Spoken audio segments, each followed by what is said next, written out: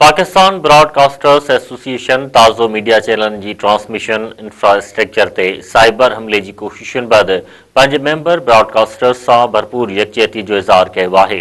जारी कयल press release में चयो वियो आहे त पाकिस्तान में न्यूज़ मीडिया खिलाफ कयल साइबर हमला ऐं डिजिटल मुदाखलतूं सख्त क़ाबिल मज़म्मत आहिनि। अहिड़ियूं कार्रवायूं ज़ाहिर कनि थियूं त पाकिस्तान जो न्यूज़ मीडिया ख़िते में सही ऐं क़ाबिल एतमाद ख़बरूं ऐं मालूमात मुहैया करण लाइ इंतहाई अहम किरदार अदा करे रहियो आहे।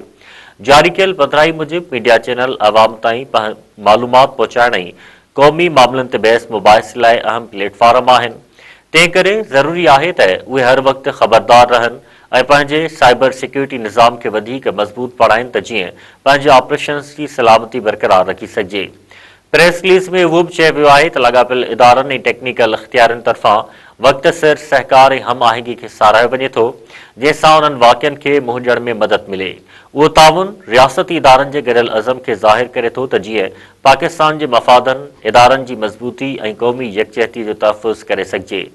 एसोसिएशन पंहिंजे मेंबर ब्रॉडकास्टर्स सां गॾु बीहण ऐं मीडिया शोबे जी तयारी खे वधीक मज़बूत करण जे अज़म खे ॿीहर वरजायो आहे त जीअं अवाम ताईं मोतबर मालूमात जी बिना रुकावट फ़राहमी जारी रही सघे।